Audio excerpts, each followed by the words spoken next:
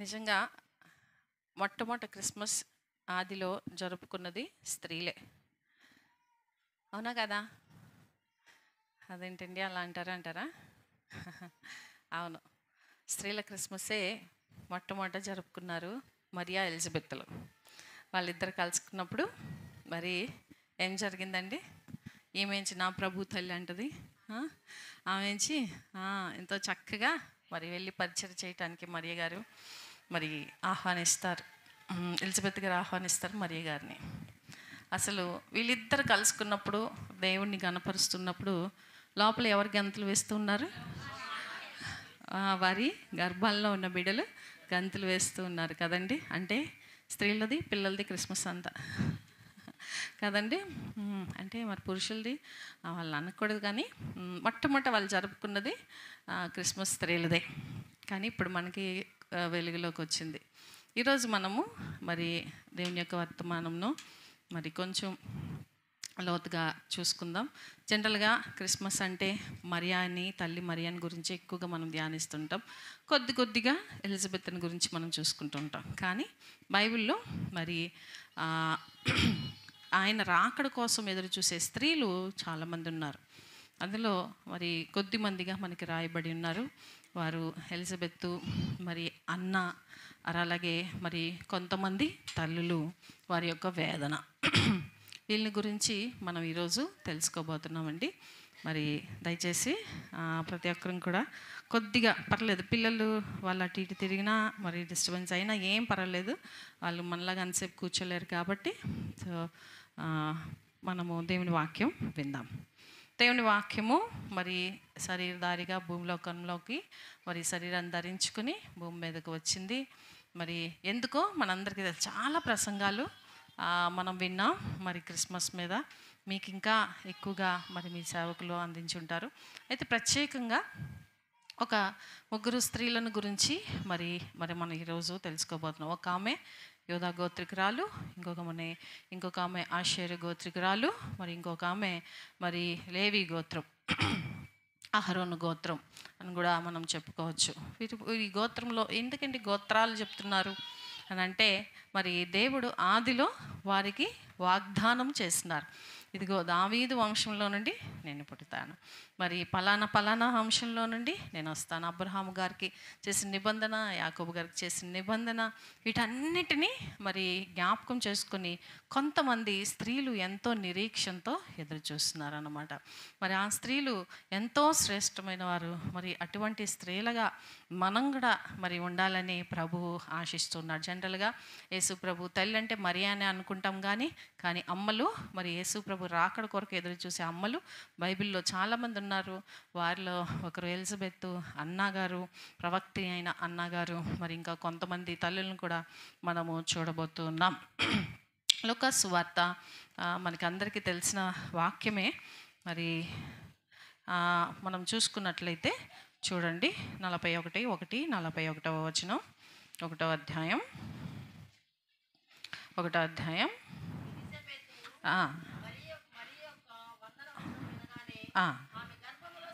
ఆమె గర్భంలో శిశువు గంతులు వేసెను. తర్వాత చదువు. నిండుకున్నదే బిగ్గరగా ఇట్లా నేను స్త్రీల్లో నీవు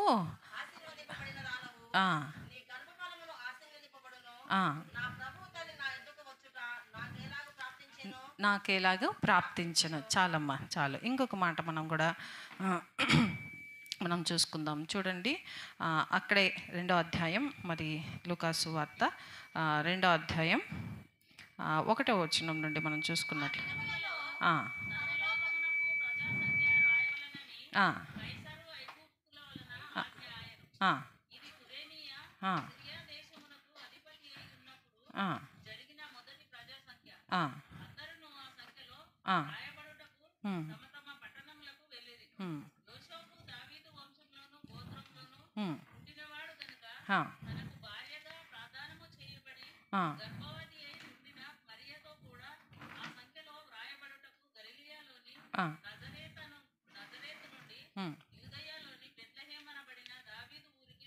చాలండి. అదే 2వ అధ్యాయం మరి మనం చూసుకున్నట్లయితే 36వ వచనం చూద్దాం.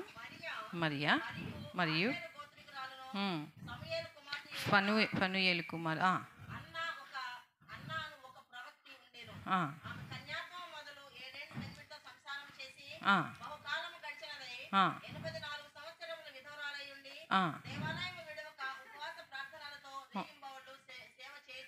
చాలండి. అదే లూకా సువార్త 1వ అధ్యాయం 5-6 వచనాలు మనం చూసుకుందామండి.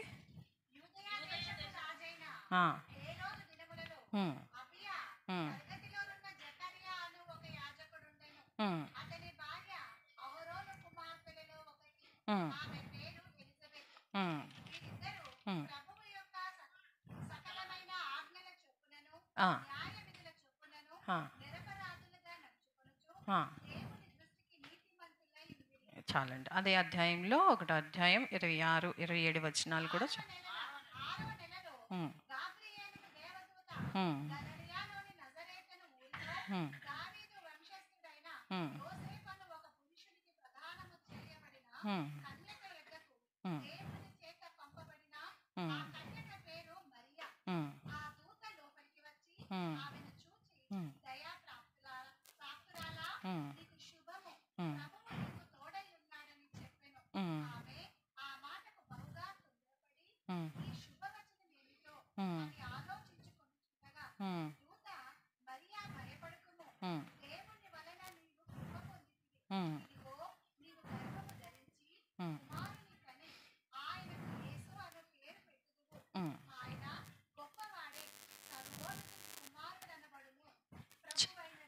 చాలండి. మనకి ఈ లేఖన భాగాలను ఎందుకు చదివించానంటే మనకి వాక్యము సెలవిస్తుంది కనుక దీన్ని కంపల్సరిగా మనం ప్రతి సంవత్సరం మరి ధ్యానిస్తాము, చదువుకుంటాము. మరి ప్రాముఖ్యంగా మరి వాక్యమే మన హృదయాన్ని హత్తుకుంటుంది, హృదయానికి ఆదరణకరంగా ఉంటుందండి. ఇక్కడ ఎంతమంది స్త్రీలను చూసామండి? 3 స్త్రీలను చూసాం, వేరు వేరు గోత్రం వారు. మరి వారి వంశంతో సహా వారు అక్కడ చెప్తూ ఉన్నారు. ఎందుకండి గోత్రమును, వంశమును, మరి తండ్రి పేరు ఫనుయేలు కుమార్తె, మరి అహరోను కుమార్తెలో ఒకటి. మనకి తండ్రుల పేర్లు చెప్తే మనకు చాలా సంతోషం వేస్తుంది. పుట్టిళ్ళు అంటే మనకి చాలా సంతోషం వేస్తూ ఉంటుంది కదండి. ఎంత అత్తింట్లో ఉన్నా సరే పుట్టినీళ్ళు అంటే మా పుట్టిల్లు అని చెప్పుకుంటా. మరి వీళ్ళకి పుట్టింటితో సహా వీళ్ళు పరిచయం అవుతూ ఉన్నారనమాట.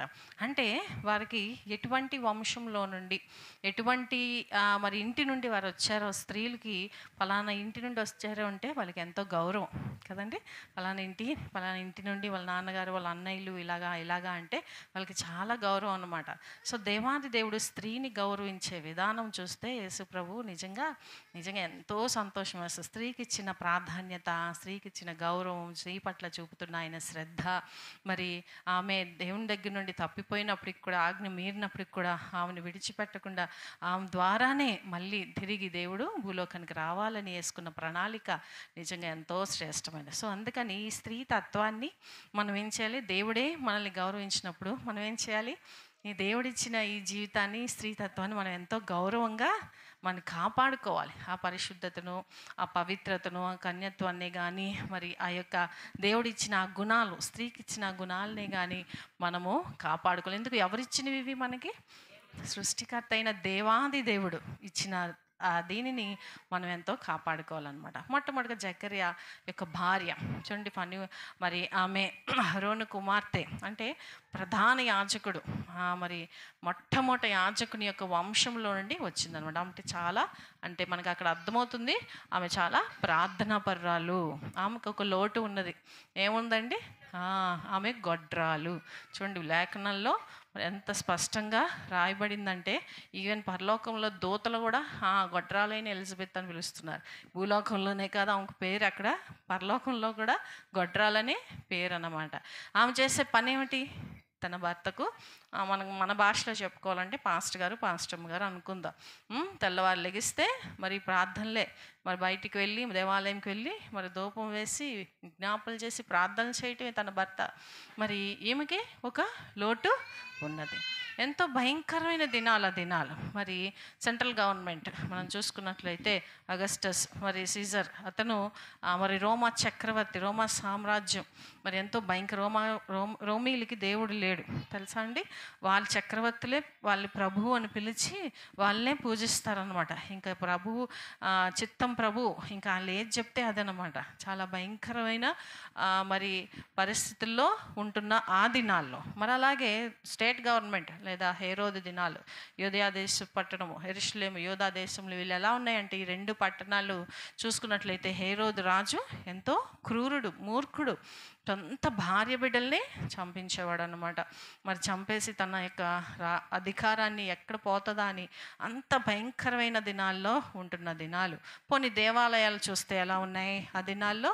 మరి మత పెద్దలు సద్దుకైలు కానీ మరి ఈ యొక్క మరి శాస్త్రులు పరిసయ్యులు వీళ్ళందరూ ఎలా ఉన్నారంటండి, దేవాలయాలు ఎలా ఉన్నాయి మరి దొంగల గుహగా వ్యాపారంతో నిండిపోయి మరి బిజినెస్ అన్నమాట, డబ్బులు లావాదేవీలు చూసుకుంటూ మరి ఎంతో భయంకరంగా ఉన్నాయి దేవాలయాలు.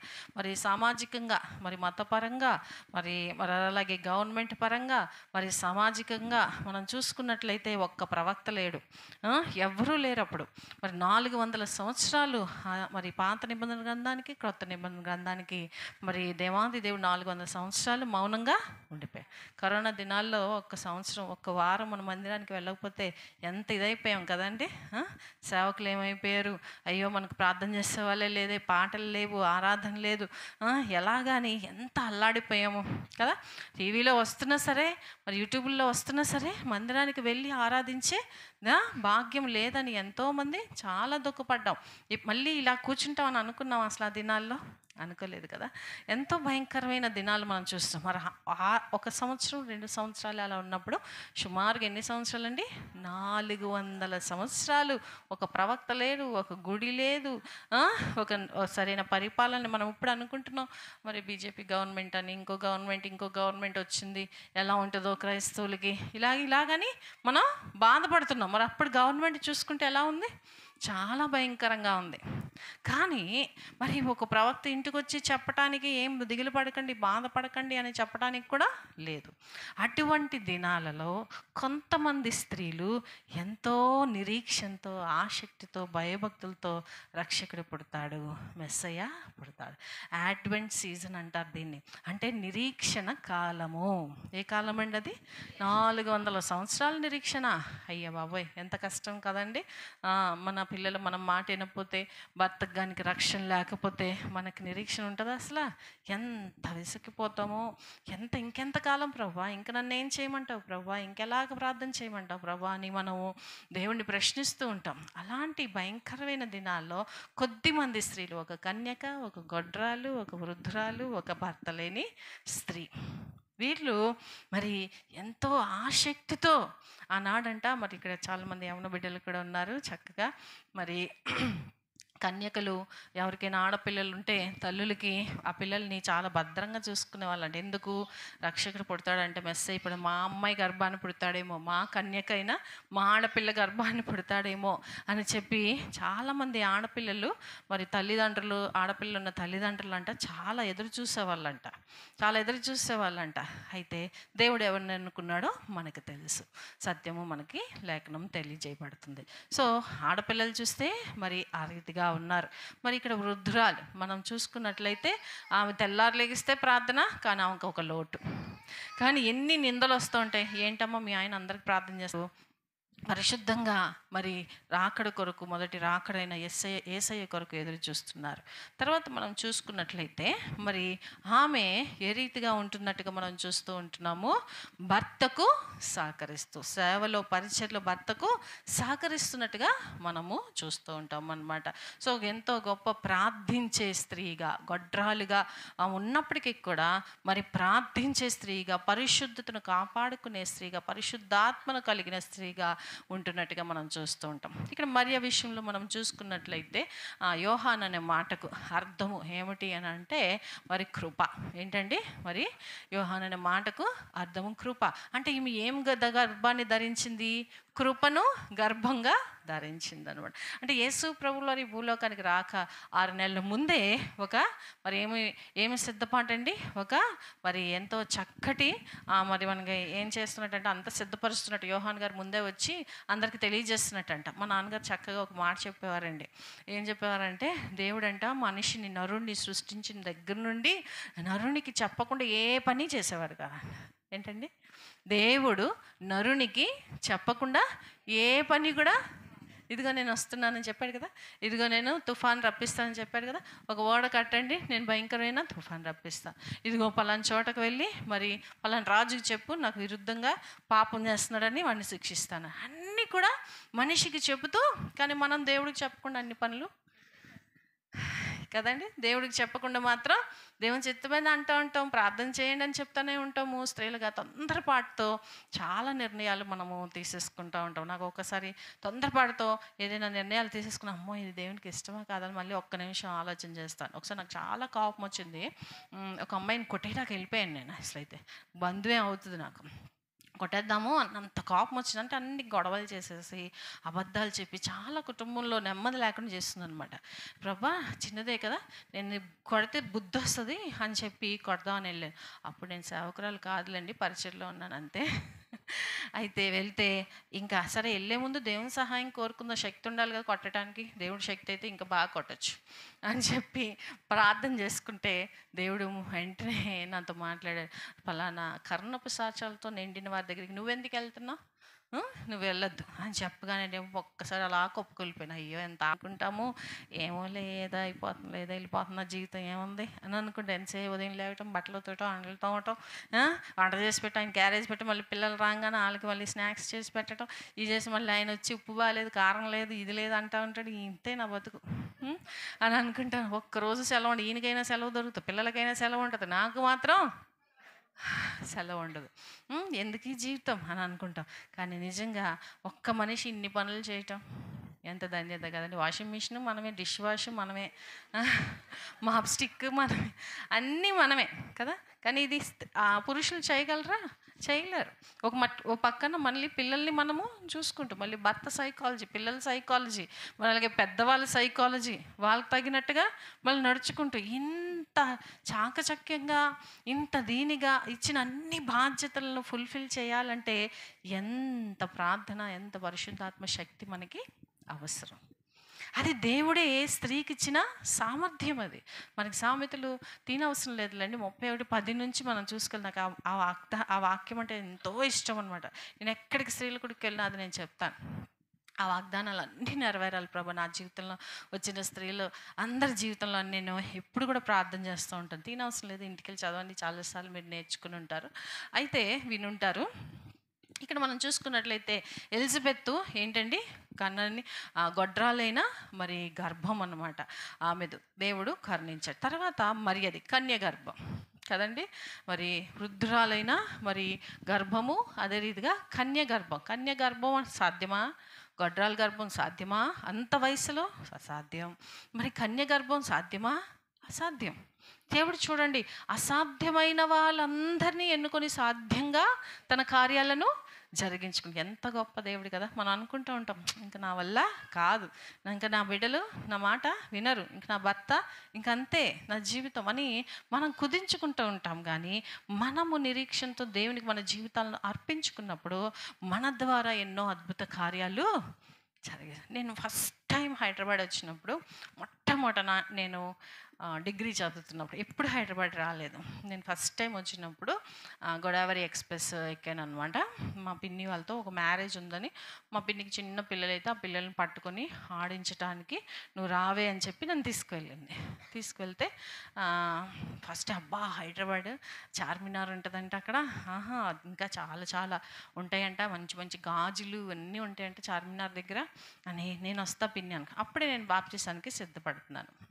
ఇప్పుడు ఇంటర్మీడియట్ అయ్యి డిగ్రీకి వచ్చాను అనమాట. మా పాస్టర్ గారు, అమ్మ బాప్టిజానికి పేరు ఇచ్చావు కదా, మరి నువ్వు మరి వెళ్ళిపోతున్నావు ఏంటి ఇలా అంటే, మా పిన్ని పాపం ఏంటి నేను మా పిన్ని మీద తోసేసా, నాకు వెళ్ళాలనిచ్చి నేను పాపం మా చిన్న పిల్లలతో వెళ్తుంది మా పిన్ని, సాయంగా నేను వెళ్తున్నానంటే, సరే అమ్మ రెండో లిస్ట్ కూడా ఉంది, అందులో కూడా మీరు నేను జాయిన్ చేస్తాలే, అప్పుడు బాప్టిజం తీసుకుంది. కానీ అని చెప్పి ఫస్ట్ టైం హైదరాబాద్ వచ్చినప్పుడు ఎంతో ఆసక్తితో అబ్బా అనుకుంటూ వచ్చాను.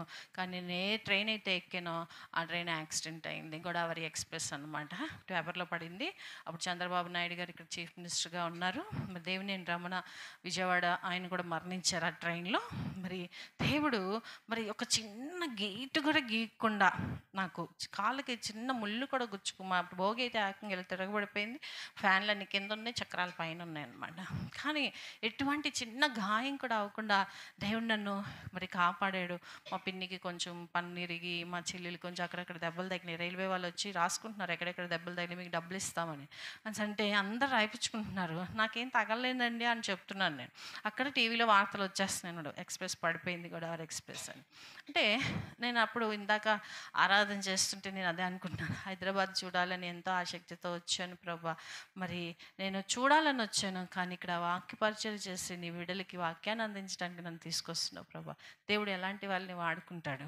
అసాధ్యం. నేను అసలు ఇక్కడికి వస్తాను అనుకున్నాను, నేను ఇక్కడ వాక్యం చెప్తాను అనుకున్నాను, నేను ఏదో చూసి వెళ్ళిపోదాన్ని. ఆ దినాల్లో ఎంతో ఆసక్తితో వచ్చి ఉంటాను. కానీ దేవుడికి మన జీవితంలో సమర్పించుకున్నప్పుడు, మనం నిరీక్షణతో ఆయన కొరకు ఎదురు చూసినప్పుడు, ఆయన వాగ్దానాలు, ఆయన ఇచ్చిన వాగ్దానాలు మన జీవితంలో నెరవేరాలని ఆయనకి అనుకూలంగా మనం నడుచుకోవాలి. చాలాసార్లు దేవుడు వాగ్దానాలు ఇస్తాడు. చూడండి, వాగ్దానం ఇచ్చాడు ఇక్కడ మరియకు, ఇదిగో నువ్వు గర్భం ధరిస్తావు, దేవుని యొక్క శక్తి నిన్ను కమ్ముతుంది అంటే, సరేలే నన్ను ఒక లాడ్జ్లో పెట్టండి 9 నెలలు అక్కడ ఉంటాను అందా? అనలేదు కదా, అనలేదు. సరేలే ఇప్పుడు నన్ను ఎక్కడికి వెళ్ళమంటావు, ఇప్పుడు అక్కడ ఆమె దగ్గరికి, ఆ ముసలాం దగ్గరికి నేనేం వెళ్ళను అని అనిందా? అంటే చాలాసార్లు మనం వాగ్దానాలతో మనకి ఇస్తాడు దేవుడు. జనవరి 1కి తీసుకుంటారు చాలామంది, మంచిది కాదనట్లేదు. అయితే ఆ వాగ్దానాలు వచ్చేసాను, మన ఇష్టం వచ్చినట్టు మనం జీవించడానికి వీల్లేదు. నేను నీ రాకపోకల్లో నేను తోడుగా ఉంటానని రాంగ్ రూట్లో వెళ్ళిపోతుంటే, లైసెన్స్ లేకుండా ఉంటే, నలుగురేసి ఎక్కి వెళ్ళిపోతే, హెల్మెట్ లేకుండా తోడుగా ఉంటాడా దేవుడు? కాదండి. ఈరోజు ఉదయం ఈయన చెప్తా ఉన్నారనమాట, ఒక ఆయన మరి ఐపీఎస్గా ఆఫీసర్గా సెలెక్ట్ అయ్యాడంట బాబు. ట్రైనింగ్ 6 months ట్రైనింగ్ తీసుకొని he is coming to join for appointment letter తీసుకొని జాయిన్ అవడానికి వస్తున్నాడంట. చూసారా ఎవరైనా న్యూస్? చూసామ్మా. ఓకే, అపాయింట్మెంట్ తీసుకొని జాయిన్ అవటానికి ఆయన కారులోనో దేంట్లో వస్తున్నారంట. యాక్సిడెంట్ అయ్యి చనిపోయాడు. ఎంత కష్టపడి ఉంటాడు ఐపీఎస్ అంటే, ఎంత ట్రైనింగ్ ఎంత కఠినంగా ఉంటుందో వాళ్ళ ట్రైనింగ్. వాళ్ళ తల్లిదండ్రులకి ఎంత ఆశించుంటాడు, ఎన్ని ఊహించుకుని ఉంటాడు. నేను పలానా అమ్మాయిని పెళ్లి చేసుకుని నేను చక్కగా సెటిల్ అవుతానని ఎన్ని ఊహించుకుని ఉంటాడు. మంచి ఎండలో పరుగులు తీయాలి, వాళ్ళు ఇసుక మీద పరుగులు తీయాలి, మరి తిండికి అలాగా ఇదవ్వాలి. అంత కష్టపడి ఒక యాక్సిడెంట్లో తన ప్రాణాన్ని కోల్పోవడం. ప్రియమైన వాళ్ళరా, దేవునికి వ్యతిరేకంగా మనం జీవిస్తున్నప్పటికీ, ఎన్నిసార్లు మనం ప్రయాణాలు చేసినాం, ఈనాటి వరకు మనం క్షేమంగా ఉన్నామంటే దేవుని యొక్క చల్లని చూపు, కృప మన పైన ఆవరించి. ఎందుకు దేవా నువ్వు నన్ను బ్రతికి, నేను అనుకున్నా ఆ అబ్బాయిని చూడగానే, మనం క్రైస్తవ కుటుంబంలో పుట్టి, క్రైస్తవ కుటుంబంలో పెరిగి, ఎన్నోసార్లు వాక్యం విని, మరి ఎన్నోసార్లు ఇలా క్రిస్మస్లు జరుపుకొని, మరి దేవునికి అయిష్టంగా దూరంగా జీవిస్తున్నప్పటికీ మనల్ని ఎందుకు బ్రతికిస్తున్నాడు? అంత కష్టపడి ఒక పేద అబ్బాయి కష్టపడి చదువుకొని ఎంతో ఉత్తీర్ణుడై మరి దేశం కోసం సేవ చేయాలని పరుగులు తీసినావు, ఆ పిల్లోడు చచ్చిపోయాడే, నన్నెందుకు బ్రతికించావు ప్రభు అని నేను ప్రశ్నించుకున్నాను. మనం ఎందుకు బ్రతికి ఉంటున్నాం అనే ప్రశ్న మనం ప్రతి క్షణం మనం వేసుకోవాలి. మనం ఎందుకు బ్రతుకున్నామని, దేనికోసం నువ్వు నన్ను బ్రతికించావు ప్రభు అని మనం ప్రతి క్షణం మనం వేసుకోవాలి. ఎలిజబెత్ తను బ్రతికినంత కాలం అంతా కూడా దేవుని యొక్క పరిచర్యలో ఆమె జీవిస్తూ భర్తకు సహకరిస్తూ ఉన్నది. మరియ జీవితంలో మనం చూసుకున్నట్లయితే, మరి ఆమె యూదా గోత్రానికి సంబంధించిన ఆమె. దేవుడు చెప్పినాడు కదా, నీ గోత్రంలో నుండి నేను వస్తాను, నీ వంశంలో నుండి నేను వస్తాను. ఆమె ఒక యవనస్తురాలు. ఎలా ఉండాలండి యవనస్తులు? ఈ దినాల్లో యవనస్తులు ఎలా ఉన్నారు? ఇలాగే తలదించుకునే ఉంటారు మన యవనస్తులు ఈ దినాల్లో. ఆడవాళ్ళు కానీ మగవాళ్ళు కానీ, ఆడపిల్ల కానీ మగపిల్ల కానీ అస్సలు తలెత్తరు. ఎందుకు? ఫోన్ ఇక్కడ ఉంటుంది కదా, తలదించుకునే ఉంటారు. ట్రైన్లో నేను ఎక్కి చూసిన, బస్సులో ఎక్కడెక్కి చూసినా అసలు ఎంత వినయమో అనిపిస్తుంది. ఇలాగే ఉంటారు వాళ్ళు. ఏంటి అంత వినయంగా అంత దీనిగా ఉంటున్నారంటే, వాళ్ళ చేతిలో ఏముంది? ఆ పాపం. వాళ్ళ చేతిలో ఏముంది? పాపం ఉంది. ఒక ఆటం బాంబు ఉంది, ఒక తాసు పాము ఉంది వాళ్ళ చేతిలో. తల్లిదండ్రులు కూడా ఆనంది, మా అబ్బాయి అండి చాలా చక్కగా కంప్యూటర్ ఆపరేట్ చేస్తాడు, మా అమ్మాయి సాఫ్ట్వేర్, మా అబ్బాయి అండి అది ఇది అంటున్నారు. కానీ వాళ్ళు దేంతో ఆడుతున్నారు? ఉద్యోగాలు చేయకూడదు, సాఫ్ట్వేర్స్ ఇంకోటి చేయకూడదు అనట్లేదు. దేవునికి ఎంత సమయం మనము ఇస్తున్నాం, దేవుని పరిచయలో ఏ రీతిగా పాలు పంపులు పొందుతున్నాం. సమయము ఇందాక మనం చూసాం స్కిట్లో, సమయం ఎంత సమయం మన కెరియర్ మీద ఉంటుంది, మన ఉద్యోగం మీద ఉంటుంది, ఎంత సమయం దేవునికి మనం ఇస్తూ ఉన్నాం. ఈ జీవితం ఎవరిది కదండి, ఈ నీరు ఎవరిది, గాలి ఎవరిది, ఈ ఆహారం ఎవరిది, ఇవన్నీ మనం అనుభవిస్తూ నీతో నాకు పని లేదు, నాకు దీంతోనే పని అంటుంటే దేవుడు ఎలా సహిస్తున్నాడు అసలు అనిపిస్తూ ఉంటుంది నాకు. మా చిన్న పాప ఫోన్లు చూస్తూ ఉన్నప్పుడు అసలు దేవుడు ఎలా క్షమిస్తున్నాడో నాకు అర్థం కావట్లేదు అమ్మా అంటాను. ఏం మమ్మీ, ఏమైంది మమ్మీ అసలు అంటుంది. ఇంతసేపా నువ్వు చూసేది ఫోను అసలు, హోంవర్క్ అయిపోయింది మమ్మీ, అయిపోయినా సరే కదండి. ఎలా ఓర్చుకుంటున్నాడు దేవుడు. ఇంతమంది ఒక్కళ్ళు మన ఇంట్లో ఒక పాపే ఆ ఫోన్ అంతసేపు చూస్తూ ఓర్చుకోలేము, ప్రపంచం అంతా దానికి దాసులు అయిపోతుంటే దేవుడు ఎలా ఓర్చుకుంటున్నాడు, ఎలా సహించుకుంటున్నాడు కదండి. అందరి గురించి మనకెందుకు, మనకు మనం ప్రశ్న వేసుకుందాం. మన జీవితం ఇతరులకి ఎలా ఉండాలండి, ప్రభావితం కలిగే విధంగా. ఈ మరియా చాలామంది కన్యకలు ఉన్నారు, అందరిలాగా ఆమె జీవించవచ్చు చక్కగా, హ్యాపీగా. బ్యూటీ పార్లర్గా ఎంగేజ్మెంట్ అయిపోయింది కదా, చక్కగా బ్యూటీ పార్లర్కి వెళ్ళి ఆమె డ్రెస్సులు చూసుకొని మన ఏ నగలు పెట్టుకోవాలో ఈ హడావుడిలో ఉండాలి అసలు కదా.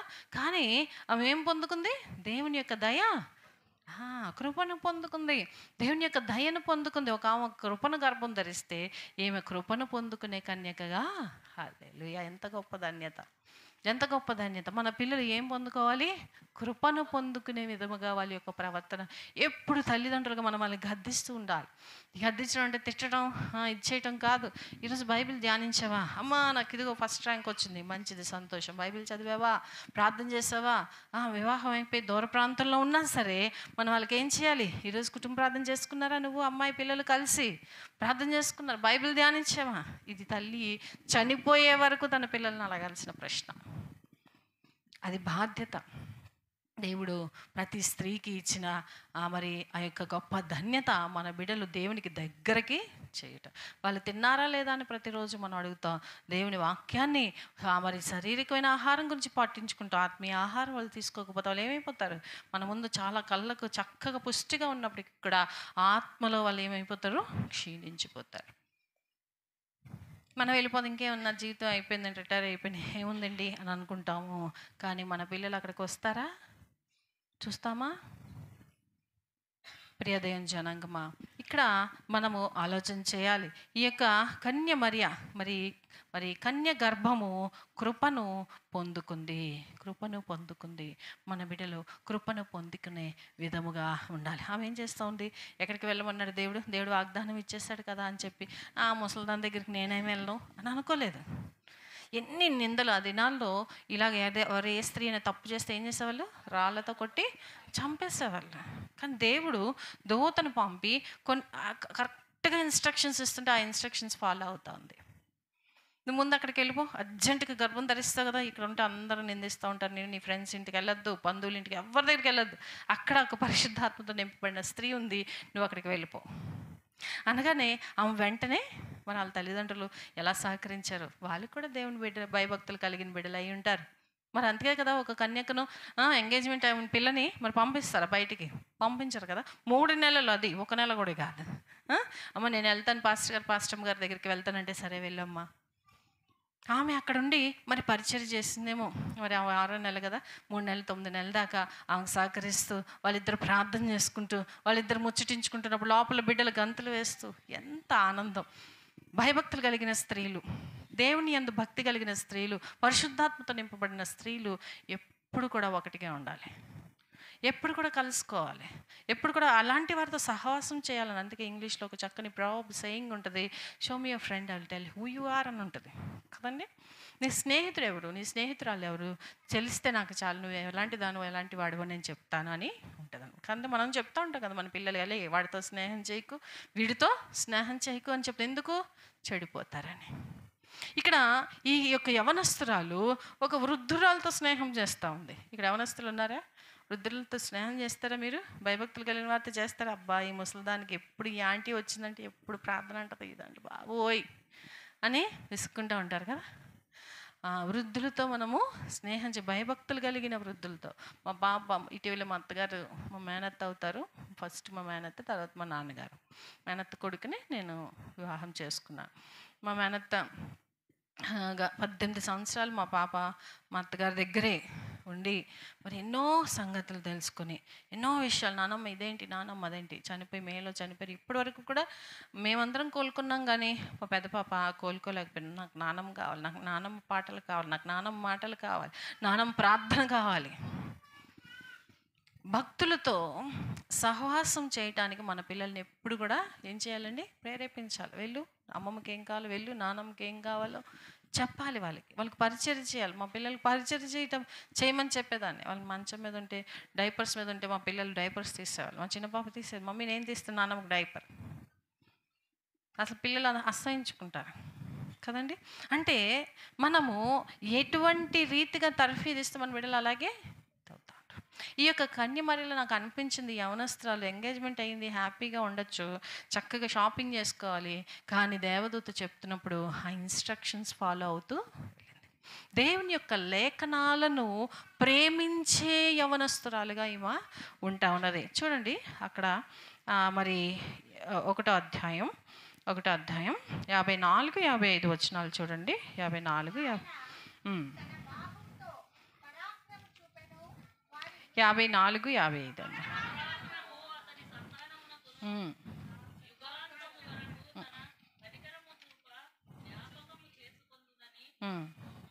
మన పితరులతో సెలవిచ్చినట్టు ఎవరు చెప్తున్నారండి ఈ మాట? మరియ చెప్తూ ఉన్నారు. మరియ 46 నుండి 56 వరకు ఈ 10 వచనాలు మేరీ సాంగ్ అని ఉంటుంది ఇంగ్లీష్ బైబిల్లో.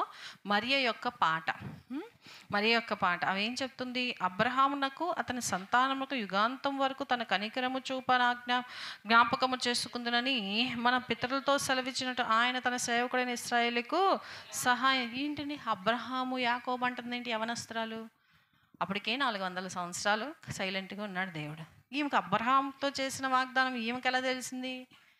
యాకోబు గారితో చేసిన వాగ్దానం దేవుడు ఈమెకు ఎలా తెలిసింది? ఇప్పుడు మన పిల్లలకు బైబిల్ తెలుసా? బైబిల్లో క్యారెక్టర్స్ తెలుసా? తెలిస్తే చాలా సంతోషం. నన్ను బట్టి నేను దేవుని స్తుతిస్తూ ఉన్నాను. ఎప్పుడు అబ్రహాము, ఎప్పుడు యాకోబు, ఈ కన్యక, ఈ మరియ ఇవేం చేస్తుంది? పాట పాడుతుంది. ఆహా, నా దేవుడు నా ఎడల, నా ప్రాణము నా ప్రభువుని ఘనపరుస్తుంది, స్తుతిస్తుంది. అబ్రహాం చేసిన వాగ్దానం ఇప్పుడు నా జీవితంలో నెరవేరింది. ఎంత ఆనందిస్తూ పాట పాడుతుంది. అంటే ఈ యొక్క కన్యక ఎవరిని ప్రేమిస్తుంది? లేఖనములు, వాక్యమును ప్రేమించే కన్యకగా ఏమంటుంది. మన బిడ్డలు కానీ మనము కానీ స్త్రీలుగా ఎక్కువగా దేని పట్ల మనము ఆసక్తి చూపాలంటే వాక్యము పట్ల. అంటే దేవుని వాగ్దానాలు తన జీవితంలో నెరవేరాలని తన ప్రవర్తన అంతటిని జాగ్రత్తగా చూసుకుంటుంది. స్త్రీలు ఎప్పుడు కూడా మన ప్రవర్తన జాగ్రత్తగా చూసుకోవాలి. జనరల్గా మనం పక్కింటి ప్రవర్తనని, వాళ్ళ ప్రవర్తన ఎప్పుడు వెళ్తున్నారు, ఎప్పుడు వస్తున్నారు కదా. ఇప్పుడు బిగ్ బాస్ చూస్తున్నారు. అందులో ఎవరేం చేస్తున్నారు, ఏం తింటున్నారు, మనకి ఎందుకు? మన ఇంట్లో ఏం జరుగుతుందో చూసుకోవాలి కదా. అక్కడ ఏం జరుగుతుందో ఆ 70 రోజులు 80 రోజులు మరి నాకు తెలియదు. ఏంటమ్మా ఇంకా రాలేదు ఏంటని ఎవరికి ఫోన్ చేస్తే, బిగ్ బాస్ వస్తుంది అక్క, బిగ్ బాస్ వస్తుంది.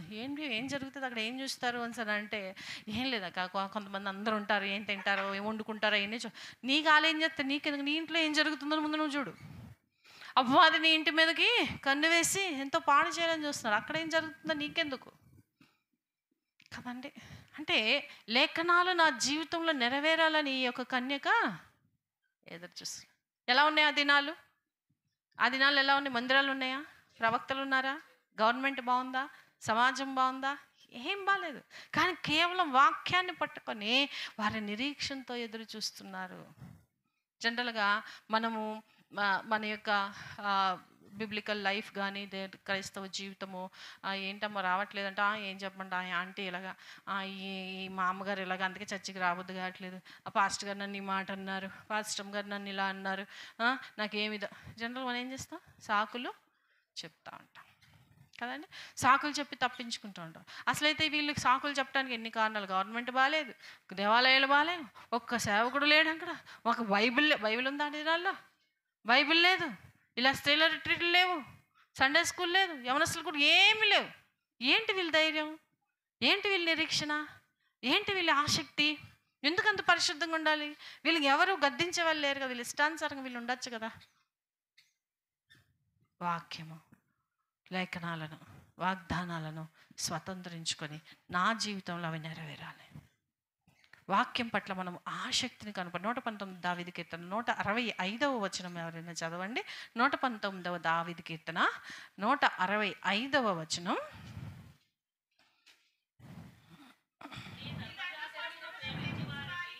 నీ ధర్మశాస్త్రమును ప్రేమించు వారికి ఎంతో నెమ్మది కలదు, వాళ్ళు తూలి తొట్టిల్లుటకు. అబ్బా, ఏంటండి, నీ ధర్మశాస్త్రం ప్రేమించే వారికి ఏముంటుందంట? ఎంతో నెమ్మది ఉంటుందంట. కాసేపు పాటలు పాడుకుని, కాసేపు మ్యూజిక్ వేసుకుని, కాసేపు మందిరంకి వస్తే నెమ్మది కాదు. వాక్యాన్ని ప్రేమించే వాళ్ళు ఎప్పుడు కూడా నెమ్మదిగా ఉంటారు. హడావుడి కంగారు ప్రతి చిన్నదానికి కంగారు పడిపోరు. ఏదైనా కనపడలేదనుకో వెతుకుతూ ఉంటారు ఇంట్లో అందరూ. ఎందుకు అంత కంగారు పడిపోతారు? కాసేపు కూర్చొని రిలాక్స్ అవ్వండి, ప్రార్థన చేయండి, ఎక్కడ చెప్పారు గుర్తు తెచ్చుకోండి. ఏం నువ్వు అంత కంగారు పడి, నువ్వేం కంగారు పడవేంటి మమ్మీ అంటారు మా పిల్లలు. కంగారు పడి ఏం చేస్తాం? ఏం చేయగలమా? ఏం చేయలేం. ధర్మశాస్త్రాన్ని ప్రేమించే వారికి ఏముంటుందంట? మన ఏ సైకాట్రిక్స్ దగ్గరికి, ఏ సైకాలజీ, ఏ డాక్టర్ దగ్గరికి వెళ్ళక్కర్లే. దీన్ని వాక్యం చదివి, దీన్ని ప్రేమించి, దీన్ని ధ్యానించి, దీని పట్ల మనము ఆసక్తి చూపి, నా జీవితంలో నేను ఇది నెరవేరాలి, దీని ప్రకారంగా నేను జీవించాలని తీర్మానం తీసుకోండి. మన మైండ్ మంచిగా పనిచేసిద్ది, చక్కగా పనిచేసిద్ది. వారు తూలి తొట్టిల్లుటకు కారణాలు, నేను మోసం చేశారండి నన్ను, పలానా వాళ్ళు మోసం చేశారండి నన్ను అని అంటూ ఉంటాం కదా. చాలా నమ్మేనండి, నేను ఏదేదో అనుకున్నానండి, పలానా వాళ్ళు చాలా మమ్మల్ని నష్టపరిచారండి. చూడండి, మోసం చేయడం ఎంత తప్పో మోసపోవడం అంత తప్పు. తెలుసా? మోసం చేయడం ఎంత తప్పో క్రైస్తవులు మోసపోవడం అంత తప్పు. దానంత భయంకరమైన నేరం ఇంకోటి ఏం లేదు. ఎందుకు క్రైస్తవులు మోసపోవచ్చా? ఎందుకు? ప్రతిదీ కూడా దేవుడు, ఒక పిల్లవాడు ఎలా ఉండాలి, ఒక ఆడపిల్ల ఎలా ఉండాలి, మగ పిల్లవాడు ఎలా ఉండాలి, ఒక యవనస్తుడు ఎలా ఉండాలి, ఒక వృద్ధురాలు ఎలా ఉండాలి, ఒక భార్య ఎలా ఉండాలి, ఒక స్త్రీ ఎలా ఉండాలి, ఒక వ్యాపారస్తుడు ఎలా ఉండాలి కదండి, ఒక ఉద్యోగస్తుడు ఎలా ఉండాలి, ఒక గృహిణి ఎలా ఉండాలి, ఒక విధవరాలు ఎలా ఉండాలి, ఒక యవనంగా కొత్తగా పెళ్లి చేసుకునే అమ్మాయి ఎలా ఉండాలి, అవన్నీ బైబిల్లో ఉన్నాయా లేదా? మరి ఎలా మోసపోతాం మనం? ఎలా మోసపోతాం? మోసపోవచ్చా అసలు? దేవుడు అన్నీ చెప్తున్నాడు కదా, మోసపోవచ్చా? ఒక అక్క అంటుంది నాతో, అయ్యో నాకు తెలీదే అంటుంది. తెలీదా? క్రైస్తవురాలు నువ్వు తెలీదా? అది తప్పని తెలీదా? అరే యార్, చాలా ఘోరం అన్నమాట. దేవుడు మనకి ఎంతో స్పష్టంగా 66 పుస్తకాలు ఇస్తే దానిని పక్కన పెట్టుకుని, అయ్యో నేను ఎంతో మోసపోయానండి, అబ్బాయి నన్ను మోసం చేశాడండి, నా భర్త నన్ను మోసం, నా పిల్లలు. నో. ఒక స్త్రీ ఎలా ఉండాలో ఎంతో చక్కగా మరి సామెతలు 31లో రాస్తుంది. ఎంత చక్కగా ఉంది. దాని ప్రకారంగా మనం నడుచుకుంటే మోసపోతామా? తన ఇంటి వారి నడతలన్నీ ఆమె బాగుగా మోసపోతుందా? కనిపెడతా అంటే పక్కింటి వారి నడతలన్నీ బాగుగా కనిపెట్టనుందా? లేదు. కానీ మనకి ఎప్పుడు అదే ఫోన్ చేసి మరి పిల్లలు ఎక్కడున్నా, ఏం తిన్నావు ఈరోజు, మీ అత్తగారు ఏం వండారు ఈరోజు, ఈరోజు మీ ఆయన ఏం తెచ్చాడు, నీకేమో కొనిపెట్టాడా? ఎంత భయంకరం కదండి. ఇల్లు విడిచి వచ్చేసాము, ఏం చేయాలి? మన గృహాన్ని మనం కట్టుకోవాలి, మన వాక్యం మనం ధ్యానించుకోవాలి కదండి. మనము మోసపోతాం. అపవాది అలాగే మనల్ని ఉచ్చివేసి ఏం చేస్తాడు? మనల్ని పాడు చేస్తాడు. కానీ ఈ యొక్క కన్యక, ఆమె మోసపోవడానికి ఎన్ని ఛాన్సెస్ ఉన్నాయో, కానీ లేఖనాల్ని ప్రేమించి అక్కడికి వెళ్ళిపోయింది. తర్వాత యోసేపు గారి తర్వాత ఏం జరిగిందో అదంతా మీకు తెలుసు. తర్వాత మనం చూసుకుందాం అదే 2వ అధ్యాయంలో 36వ వచనం. మరియు ఆషేరు గోత్రికురాలును కొన్ని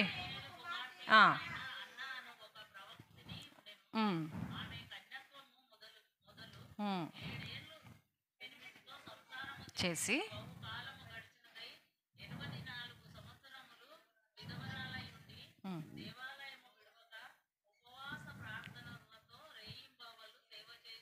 చాలండి. ఈమెకి పాపం ఏం జరిగిందో తెలుసు కదా, ఫనూయేలు కుమార్తె అంటే పెనూయేలు. మరి ఆది కాండములో మనకు ఉంటుంది, యాకోబు దేవునితో పెనుగులాడుతున్నప్పుడు అక్కడ ఆ స్థలాన్ని పెనూయేలు అని పెట్టబడతారు అనమాట. మరి పెనూయేలు మరి దేవునితో పెనుగులాడుచు విజ్ఞాపన చేస్తూ ప్రార్థన చేస్తూ దేవుడి యొక్క ఆశీర్వాదాలు పొందుకోవాలని అటువంటి వంశంలో నుండి, విజ్ఞాపనకర్తగా అటువంటి వంశం నుండి వచ్చిన కుమార్తె. 84 ఏళ్ళు. మరి ఆమెకి భర్త చనిపోతే పుట్టింటికి కానీ అత్తింటికి కానీ వెళ్లకుండా దేవుని మందిరాన్ని, దేవుని ఇల్లుగే తన ఇల్లుగా చేసుకొని 84 సంవత్సరాలు మరి Sunday fasting, Monday fasting, Tuesday fasting, Thursday fasting, ప్రతిరోజు ఫాస్టింగే. దేని కొరకు? ఆమెకి ఏమైనా సమస్యలు ఉన్నాయా? పిల్లలు ఉన్నారా? ఎవరైనా ఏమైనా అప్పులు చెల్లించవలసిన వారు ఉన్నారా? అప్పు ఇవ్వాల్సిన వారు ఉన్నారా? ఏమైనా లావాదేవీలు ఉన్నాయా? లేవు. ఏం చేస్తున్నావా? అక్కడికి వచ్చిన ఇశ్రాయేలు యొక్క ఆదరణ కొరకు ఒక మెస్సయ్య పుడతాడు. మరి పోయే వాళ్ళ మందిరానికి పోయే వాళ్ళందరికీ కూడా ఆమె ఏం చేస్తుంది? ఆదరణకరమైన నిరీక్షణతో కూడిన మాటలు చెప్తుంది, విజ్ఞాపనలు చేస్తూ ప్రార్థన చేస్తూ. అసలు ఫనూయేలు మరి ఆషేరు గోత్రికురాలు, అంటే ఆషేరు గోత్రం వాళ్ళు బాగా భోజనము ఆహార ప్రియులు అనమాట. చక్కటి వంటకాలు చేసే గోత్రం వాళ్ళది. మరి అటువంటి వంటలు చేసే గోత్రంలో నుండి ఫాస్టింగ్ చేసే తల్లి. అసలు ఎన్ని ఒక కర్రీ పాయింట్ పెట్టుకోవచ్చు, ఒక రెస్టారెంట్ పెట్టుకోవచ్చు, భర్త లేడు కదా, చక్కగా పెట్టుకొని వ్యాపారం చేసుకొని ఏదో చేసుకోవచ్చు. కానీ అక్కడ ఆ దేశంలో ఉన్న పరిస్థితులను గమనించింది, అక్కడ దేవాలయ పరిస్థితి గమనించింది, అక్కడ సామాజిక పరిస్థితిని గమనించింది. అక్కడ అన్నీ చూస్తూ ఏంటి ఇలా ఉన్నారు, అయ్యో ఈ ప్రజలు ఇలా అన్యాయం అయిపోవాలా, నేను దేవునికి విజ్ఞాపన చేయాలి అని దేవుని ఇంటినే తన ఇంటిగా మార్చుకొని ఏం చేస్తుందండి? విజ్ఞాపన. ఏమైనా మనం చాలా నెగ్లెక్ట్ చేస్తూ ఉంటాం, పెద్దగా పట్టించుకోం. ఆమె గురించి ఒక 2 వచనాలే మరి రాయబడి ఉంటే, ఆమె గోత్రము, ఆమె ఎలాగా ఎన్ని సంవత్సరాలు కాపురం చేసింది, ఎక్కడుంది, అంతే. ఇంకెక్కువగా ఏమి ఉండదు కదండి. తండ్రి ఇంటి పేరుతో ఆమె పరిచయం అవుతుంది. అంటే విజ్ఞాపనకర్తన. అజ్ఞాత మరి వారి కనని ఇంకా కనలేని గర్భం ఉంది కదండి. గొడ్రాలి గర్భం, కన్యని గర్భం, కన్య గర్భం, కనలేని గర్భం కదండి. ప్రియమైన వాళ్ళరా, మరి మనము విజ్ఞాపనకర్తలుగా ఉన్నామా? చూస్తున్న అబ్బాయి ఏంటండి ఇన్ని న్యూస్లండి వింటున్నామండి, బాబోయ్ వినలేకపోతున్నామండి, సమాజం బాగా పాడైపోయిందండి, యవనస్తులు ఏంటండి ఇలాగ ఉంటున్నారు, ఆడపిల్లలు ఏంటండి ఇలా అంటున్నాం. కానీ ప్రార్థన చేస్తున్నామా? సమాజాన్ని చూస్తున్నాం, అంతా చెడిపోయింది అంటున్నాం. ఎంతో భయంకరమైన పరిస్థితి కూడా మన సమాజం ఉంది. హైదరాబాద్, బెంగళూరు, ఇంక ఎన్ని పరిస్థితులు చూస్తే ఎంత ఘోరం అంటే అంత ఘోరాతి ఘోరం. ఆడవాళ్ళు పెళ్ళిళ్ళు చేసుకుంటున్నారు, మగవాళ్ళు పెళ్ళిళ్ళు చేస్తున్నారు. లీగలైజ్ చేసేసారు. అక్రమ సంబంధాలు లీగలైజ్ అంట, ఇంకోటి అన్నీ లీగలైజ్ చేసేసారు. డైవర్స్ నచ్చబోతే తీసేసుకోవటమే, ఇంక ప్రయత్నం ఏం లేదు, ఇంక కనిపెట్టడం ఏం లేదు. ఇంత ఘోరంగా సమాజం పాడైపోయి ఉంటే ఎంతమంది విజ్ఞాపనకర్తలు ఉన్నాం? ఎంతమంది ఉపవాసం ఉండి ప్రార్థించి ఆమె కోసం చేసుకుంటుందా ప్రార్థన? కాదు. రక్షకుడు పుట్టాలి, ఆయన పుడితే చాలు. ప్రియమైన వాళ్ళరా, ఎంత గొప్ప నిరీక్షణ, ఎంత గొప్ప. అన్న అనే మాటకు అర్థం మరి పాత నిబంధన గ్రంథంలో అన్న ఒకటే, అంటే కృప అని అర్థం. అంటే కృపమ్మ అని చెప్పుకోవచ్చు ఆమె పేరు. ఒక ఆమె కృపను గర్భం ధరిస్తే, ఒక ఆమె కృపను మరి ఆమె పొందుకుంటే, ఇంకొక ఆమె పేరే కృపమ్మ. వీళ్ళందరూ కూడా యేసుప్రభు తల్లులే, అవునా కదండి. ఆయన రాకడ కోసం, మొదటి రాకడ కోసం ఎదురు చూసే తల్లులే వీళ్ళందరూ. ఇంకొక తల్లులు ఉన్నారు మరి రామాలో అంగలార్పు. మీకు అందరికీ తెలుసు ఏం జరుగుతుందండి. మరి రాజు ఏం చెప్తాడు? 2 సంవత్సరాల లోపు పిల్లలందరినీ కూడా, మగపిల్లలందరినీ కూడా చంపేసేయండి. అంటే పాలు తాగే పిల్లల్ని, తల్లి దగ్గర పాలు తాగుతున్న పిల్లల్ని మరి ఆ యొక్క పోలీస్ వాళ్ళు వచ్చి, లేదంటే ఆ యొక్క సైనికులు వచ్చి లాక్కొని వెళ్ళి వాళ్ళ కళ్ళ ముందే 2 ముక్కలు చేసి పడేస్తుంటే రక్తము,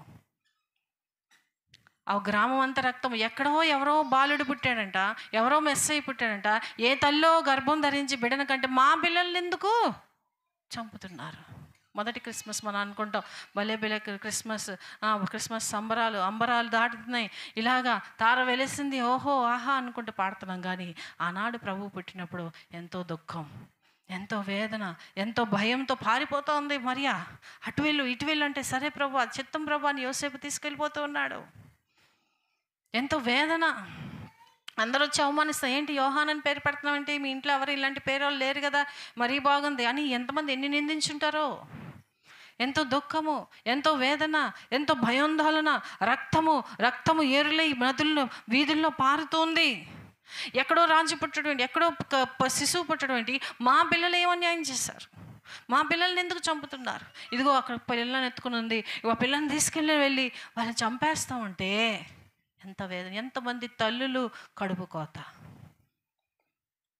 మనం అనుకుంటున్నాం క్రిస్మస్ అంటే పండగ, క్రిస్మస్ అంటే ఓ సంతోషం, నిజమే సంతోషమే.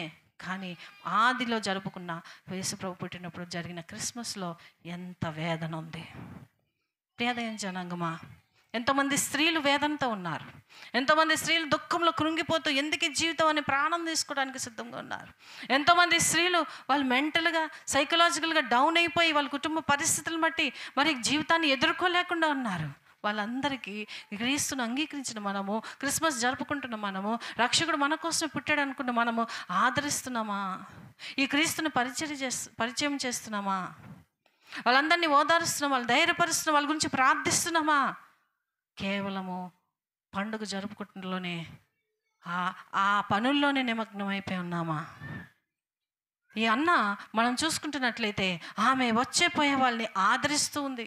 అయ్యా అమ్మా, ఏంటి మా కుటుంబ పరిస్థితి, మాకేం అర్థం కావట్లేదు, మా ఇంటికి ఎవరు రావట్లేదు, ఎవరు ప్రార్థన చేయాలి. ఏం కంగారు పడకు, మెస్సయ్య పుడతాడు, రక్షకుడు పుడతాడు, ఆయన మనల్ని రక్షిస్తాడు, మనల్ని విడిపిస్తాడు. ఎంతోమంది స్త్రీలుగా, భర్త లేని స్త్రీలు ఉండుంటారేమో నాకు తెలియదు, కానీ ఆదరించేవారుగా మనం ఉన్నామా? పట్టించుకునేవారుగా మనం ఉన్నామా? ఈరోజు మనం ఇక్కడ పరిశీలన చేసుకోవాలి. క్రిస్మస్ ట్రీలు కాదు, క్రిస్మస్ స్త్రీలుగా మనం ఉండి దేవుని మహిమపరచాలి, దేవుని ఘనపరచాలి. ఆదరలేని తల్లులకు, ఆదరలేని కుమార్తెలకు, ఆదరలేని వారికి మనం వెళ్ళి ఆదరించే విధముగా, ప్రార్థించే విధముగా, విజ్ఞాపన చేసే విధముగా ఉంటున్నామా? అక్కడ మనం చూసుకున్నట్లయితే యేసు ప్రభు పుట్టినందుకు చిన్న చిన్న బుడ్డి పిల్లలు హతసాక్షులైపోయినారు. ఎందుకండి చంపుతున్నారు? యేసయ్య పుట్టాడు. ఎందుకండి చంపుతున్నారు? మెస్సయ్య పుట్టాడు. ఎందుకండి చంపుతున్నారు? యేసు కొరకు హతసాక్షులు అయిపోయినారు. గర్భశోకం, గడ్రాలి గర్భం, కన్య గర్భం, కనని గర్భం, గర్భశోకంతో ఉన్న తల్లులు ఎంతోమంది యేసు రాకడ కొరకు ఎదురు చూచిన వారు వచ్చేస్తున్నారు.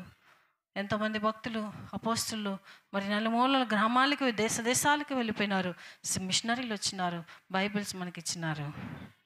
ఎదురు చూస్తున్నామా ఆయన రెండో రాకడ కొరకు? ఆదరిస్తున్నామా? పరిశుద్ధతను కాపాడుకుంటున్నామా? సమయాన్ని దేవునికి ఇస్తున్నామా? ఎంతసేపు ప్రార్థనలు గడుపుతున్నాం? మన ధనంని ఎలాగ ఉపయోగిస్తున్నాం? ఏ అలంకరణకి ఉపయోగిస్తున్నాం? మనకున్న వాటిని దేనికోసం ఉపయోగిస్తున్నాం? రోమపత్రికలో రాయబడి ఉంటే 14 తీగిన అవసరం లేదు. శరీరానుసారులు, ఆత్మానుసారులు. శరీరానుసారులు దేవుని సంతోషపెట్ట లేరు. ఆత్మ లేనివాడు నావాడు. వీరందరూ ఆత్మను ధరించుకున్నారు, పరిశుద్ధాత్మతో నింపబడిన వారు. పరిశుద్ధాత్మతో నింపబడిన వారు ఇతరులకి ఆదరణకరంగా, పరిశుద్ధాత్మతో నింపబడిన వాళ్ళు ఇతరులకి యేసుని పరిచయం చేసే విధముగా, పరిశుద్ధాత్మతో నింపబడిన వారు సంఘానికి మేలుకరంగా, పరిశుద్ధాత్మతో నింపబడిన వారు విజ్ఞాపనకర్తలుగా ఉంటారు. పరిశుద్ధాత్మ ఉందంటే సరిపోదు. కాసేపు మ్యూజిక్ వేసినంత మాత్రం, పాటలు పాడినంత మాత్రం ఆత్మ ఉంటే సరిపోతుంది. ఆత్మ ఎప్పుడు మనల్ని విడిచి పోకుండా మనమే కాపాడుకోవాలి. ఒక పెద్ద ఆయన అడుగుతున్నాడు, నాకు సంతోషాన్ని ఇవ్వవా అని అడుగుతున్నాడు దేవుణ్ణి. నేను ఇవ్వను, నీకు అన్నీ కల్పిస్తాను, నువ్వే అందులో సంతోషంగా ఉండు అన్నాడు. నాకు ఈ నొప్పి తీసేయవా, ఈ నొప్పి నేను తీయను, ఆ నొప్పిలో నేను నన్ను స్తుతించు అంటున్నాడు. నాకు డబ్బులు ఇవ్వవా, ఇవ్వను, నీకు ఆరోగ్యం ఇస్తాను, కష్టపడే పని చెయ్యి. దేవుడు నీకు సమకూరుస్తాడు. అన్నీ అడుగుతున్నాడు దేవుణ్ణి. నేను ఏది ఇవ్వను, అన్ని ముడిసరుకు ఇస్తాను, దాన్ని అంతటిని ఉపయోగించుకొని నువ్వు పని చేసుకో. దేవుడు మనకి ఇంకా ఏమి ఇవ్వాలి? ప్రాణం ఇచ్చినాడు, రక్తం ఇచ్చినాడు, సంఘమునిచ్చినాడు, కాపర్నిచ్చినాడు, వాక్యమునిచ్చినాడు, సహవాసమునిచ్చినాడు. ఇంకా ఏమి ఎక్స్పెక్ట్ చేస్తున్నాం దేవుని దగ్గర నుండి? దేవునికి మనతో పని ఉన్నది. దేవునికే మనం ఇవ్వాల్సి ఉన్నది. సమయాన్ని ఇవ్వాలి, తలాంతని ఇవ్వాలి, మన యొక్క ధనాన్ని ఇవ్వాలి, మన బిడ్డల్ని ఆయనకి ఇవ్వాలి. ఇవేవి ఇవ్వకుండా దేవుడు నా జీవితంలో మేలులు చేయాలి అని అనుకునే ఆశించటం చాలా బుద్ధిహీనత, చాలా బుద్ధిహీనత. ప్రియ దేవుని జనాంగమా, వాక్యాన్ని ధ్యానించి నెమరు వేసుకుని ఇతరులకి, ఒక పనమ్మాయికి మనం సువార్త చెప్పచ్చు, ఒక కూరగాయలానికి చెప్పచ్చు, ఒక పాలవానికి మనం చెప్పచ్చు, చేపలు రోజు చేపల వానికి, మాంసం కొట్టేవానికి, మన స్కూల్ పిల్లలు టీచర్స్కి దేవుని సువార్త చెప్పడమే మన పని. తెలుసుకుందాం, వాళ్ళు బలపడటం అనేది పరిశుద్ధాత్మని యొక్క కార్యం. అది ఎప్పుడు కూడా ఆత్మలో ఆనందిస్తూ ఉన్నప్పుడు ఎన్ని పరిస్థితులు వచ్చినా సరే సాతాను మనల్ని గెలవటానికి, ఓడిపోవడానికి, ఎన్నడుకోవడానికి శక్తి సరిపో. అట్టి లోతైన అనుభవం కూడా వెళ్ళాలని దేవుడు ఆశిస్తూ ఉన్నాడు. మలాకీ గ్రంథం ఆఖరి అధ్యాయం, ఆఖరి వచనాలు చూడండి. మలాకీ గ్రంథం ముగించుకుందాం.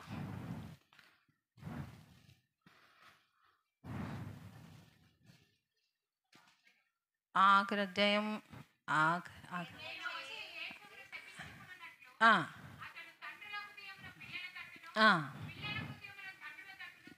చెప్పును చాలండి. ఎవరి గురించి చెప్తుందండి ఈ వాగ్దానం?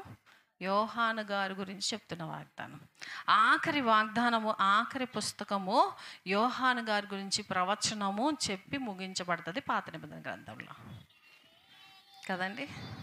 అంటే ఈ జకర్యా, ఎలిజబెత్తులు వాళ్ళకి ధర్మశాస్త్రం తెలుసు కదా, ఆ వాగ్దానం కోసం ఎదురు చూచారేమో. అందుకే యోహాన్ని గర్భం ధరించింది. ఆ వాగ్దానాల జీవితంలో నెరవేరాలని ఎదురు చూచారేమో, మనకు తెలియదు. ప్రియ దేవుని జనాంగమా, ప్రియ సహోదరి, ప్రియ అమ్మలారా, అక్కలారా, పెద్దలారా, దేవుడు వేడుకుంటున్నాడు, సమయము పోనీయకుండా ఎంత సమయాన్ని దేవునికి మనం అందిస్తే అంతగా. మేము వెల్లూరులో, తమిళనాడు ప్రాంతంలో ఒక 5 సంవత్సరాలు ఉన్నాం మా నాన్నగారి ట్రీట్మెంట్ కోసం. అక్కడ చాలా వాటర్ ప్రాబ్లం ఉంటుంది. తమిళనాడులో ఎక్కువ ట్యాంక్స్లో వాటర్ వస్తూ ఉంటుంది. ఇల్లులు కట్టుకునే వరకు మరి ఎలాగా బోర్ వేసుకుంటారు, కానీ సమ్మర్లో అది కొంచెం ఇదైపోతూ ఉంటుంది. ఎవరైనా పక్క వాళ్ళు ఇల్లు కట్టుకుంటుంటే ఈ ఇంటి వాళ్ళు చెప్పరు మేము ఎంత లోతు నీళ్ళు వేసామో చెప్పరు అన్నమాట. ఎందుకంటే అంతకన్నా లోతు వెళ్తే అది కొంచెం కిందకి వెళ్తే వాళ్ళు వాటర్ అంతా ఇటు వచ్చేస్తుంది కదా, అందుకని చెప్పరు. సో చాలా కష్టమయ్యేది. ఏంటి మరి లోతుగా వెళ్ళొచ్చు కదా అంటే వాళ్ళు చెప్పరండి, ఎంత వేసుకున్నారో మాకు చెప్పరండి అంటారు. అంటే ఎంత లోతుకి వెళ్తే నీకు అంత నీరు, ఎంతగా వాక్యం ధ్యానిస్తే అంత మేలు మనం పొందుకుంటాం. అంత మేలు. ఆమె ఎంతే చదివిందండి, ఈమె ఎంతే చదివిందండి, ఆమెకు ఎంత తెలియదండి, మనకెందుకు వాళ్ళ గురించి. మనం లోతుగా వెళ్దాం, మనం లోతుగా ధ్యానిద్దాం, మనం లోతుగా దేవుని గురించి తెలుసుకుని ఎవరికి మేలు? మన ఇంటి వాళ్ళందరూ నీళ్లు తాగి చక్కగా సంతోషంగా. వాళ్ళు బలహీనతలు మనకి బలము కాదు. ఒకళ్ళు బలహీనత, ఆమె ప్రార్థన చేయదండి, ఆమె అసలు ప్రార్థనకే రాదండి, ఆమె వాక్యం అంటే ఇష్టం ఉండదండి, అమ్మో మా అమ్మాయి అండి, ఇలా చెప్తూ ఉంటాం. వాళ్ళ బలహీనతలు చెప్పినంత మాత్రం మనం బలవంతులం అయిపోతామా? అవ్వం కదా. మా నాన్నగారు చెప్పేవాళ్ళు, 2 ట్రైన్స్ ఉన్నాయి, అటు ఒక ట్రైన్, ఇటు ఒక ట్రైన్. ఒక పల్లెటూరు నుండి ఒక ఆయన వచ్చి బండి ఎక్కాడంట. బండి ఎక్కితే అది ఎంతకీ కదలట్లేదు. ఆయన ఎక్కిన బండి కాసేపటికి ఇసురుకుంటున్నాడంట. కాసేపటికి అమ్మయ్య కదిలిందిరా బాబు అనుకున్నాడంట. అనుకునేసరికి మళ్ళీ 5 నిమిషాలుగా బండి అక్కడే ఉంది. ఎందుకు? అవతల బండి వెనక్కి వెళ్తుంటే ఈ బండి ముందుకెళ్తుంది అనుకున్నాడు. అంటే కొంతమంది పడిపోవటం వల్ల మనం ముందుకెళ్ళాం, కొంతమంది జారిపోవటం వల్ల మనం ముందుకెళ్ళాం. అక్కడే ఉంటాం, వాళ్ళని చూస్తూ ఉంటాం. ఒక్కో రోజు మనం కూడా పడిపోతాం, మనకు కూడా గాలాడుతూ మనకి ఊపిరాడదు. అవునా కదండి. ఎంతోమంది కన్యకులు ఉన్నారు, వాళ్ళందరిని చూసి ఏం వాత పెట్టుకోలేదు.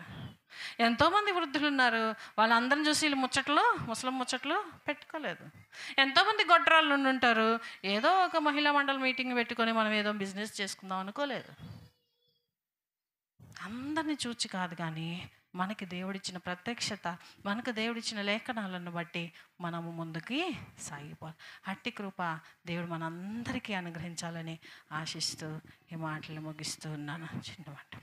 యేసు జననమే వసంతము, యేసులో వేదాంతము.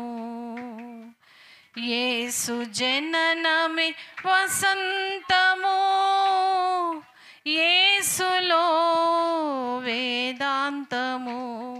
వేదాంతము వసంతము, వేదాంతము వసంతము. హల్లెలూయా ఆమేన్, హల్లెలూయా హల్లెలూయా ఆమేన్, హల్లెలూయా.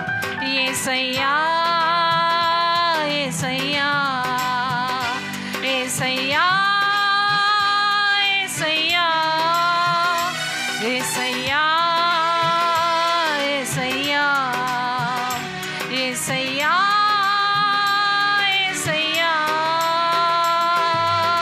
కలువరి యాగమే లోక కళ్యాణము, సిలువ రుధిరమే పాప పరిహారము.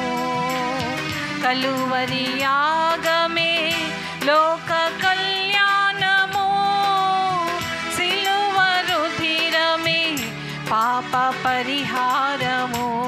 పరిహారము కళ్యాణము, పరిహారము కళ్యాణము. హల్లెలూయా ఆమేన్, హల్లే అందరం చెబుదామా? హల్లెలూయా ఆమేన్, హల్లే. అందరం ఒక్కసారి యేసయ్యా యేసయ్యా యేసయ్యా యేసయ్యా యేసయ్యా యేసయ్యా యేసయ్యా యేసయ్యా. పునరుద్ధానమే ముక్తికి సోపానము, పశ్చాత్తాపమే భక్తికి శ్రీకారము. పునరుద్ధానమే ముక్తికి సోపానము, పశ్చాత్తాపమే భక్తికి శ్రీకారము. శ్రీకారము సోపానము, శ్రీకారము సోపానము. హల్లెలూయా ఆమేన్, హల్లెలూయా హల్లెలూయా ఆమేన్, హల్లెలూయా. అందరం చెప్దాం. యేసయ్యా యేసయ్యా యేసయ్యా యేసయ్యా యేసయ్యా యేసయ్యా. అందరం లేచి నిలబడదాం. యేసయ్యా యేసయ్యా. ఏమని వివరింతు నీ ప్రేమ, ఏమని వర్ణింతు నీ మహిమ. ఏమని వివరింతు నీ ప్రేమ, ఏమని వర్ణింతు నీ మహిమ. హల్లెలూయా ఆమేన్, హల్లెలూయా. అందరం చెప్దామా? హల్లెలూయా. యేసయ్యా నీకు వందనాలు, నీ ప్రేమకై వందనాలు. ఈనాడు ప్రభువా నిన్ను ప్రకటించే స్త్రీలుగా, విజ్ఞాపన చేసే స్త్రీలుగా, ప్రార్థించే స్త్రీలుగా, నిన్ను ఘనపరిచే స్త్రీలుగా, సువార్తను ప్రకటించే స్త్రీలుగా మమ్మల్ని అందరినీ తీర్చిదిద్దు ప్రభువా అని దేవుని వేడుకుందాం. యేసయ్యా యేసయ్యా యేసయ్యా యేసయ్యా యేసయ్యా యేసయ్యా యేసయ్యా యేసయ్యా.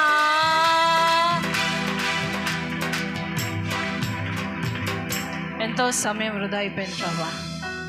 నువ్వు ఇచ్చిన ఈ కొద్దిపాటి సమయాన్ని మేము సద్వినియోగం చేసుకొని నీకు సాక్షులుగా నీ సువార్తను ప్రకటించి నీ శిష్యురాళ్ళుగా నాయనా ఇదిగో నన్ను నేను నీకు సమర్పించుకుంటున్నాను. ఇదిగో నా బిడ్డలు, ఇదిగో నా కుటుంబము, ఇదిగో నా ఇల్లు, ఇదిగో ప్రభా నా ధనము, ఇదిగో నా సర్వము నీకే. ప్రభు దాసురాలని ఆయన చిత్తమే నా జీవితంలో నెరవేరునుగా. కానీ మరియా ఏ రీతిగా సమర్పించుకుందా ఆ రీతిగా ప్రభా ఎన్నో సంవత్సరాలు గడిచిపోతున్నాయి, ఎన్నో క్రిస్మస్లు జరుపుకుంటున్నాం, కానీ ఒక్క ఆత్మను కూడా నీ సన్నిధికి నడిపించలేకపోయాం నాయనా. ఒక్క ఆత్మను కూడా నీ దగ్గరికి నడిపించలేదు. నువ్వు ఎలాగ ఓర్చుకుంటున్నావు, నువ్వు ఎలా సహిస్తున్నావు? ఇంతగా ఇన్ని సౌకర్యాలు మాకు ఇచ్చి ఉన్నావు. సువార్తను, సేవకులను, వాక్యమును, సహవాసమును, సంఘమును, పాటలు నాయనా. ఆనాడు ప్రభా మరి ఆ ఎలిజబెత్ అన్నాలు ప్రభా, వాళ్ళకి ఎటువంటి సౌకర్యాలు లేవు. ఒకే ఒక వాగ్దానం చేత పట్టుకొని నిరీక్షణతో ఎదురు చూసినారు నాయనా. నువ్వు ఎక్కడిగితే మేమేం అప్పచెప్తాం ప్రభా, కానీ నువ్వు మమ్మల్ని ప్రేమిస్తున్నావు. నువ్వు మమ్మల్ని ప్రేమిస్తావు. ఏమి ఇయ్యగలము నీ ప్రేమకు? ఇదిగో నేను నా కుటుంబము నీ పాద సేవ చేస్తూ అంతవరకు నీకు నమ్మకంగా అనేక ఆత్మలను నీ తట్టు తిప్పేవారుగా ఉండేటకు కృపను అనుగ్రహించమని యేసు నామమున అడిగి వేడుకొని ప్రార్థిస్తున్నాం తండ్రి.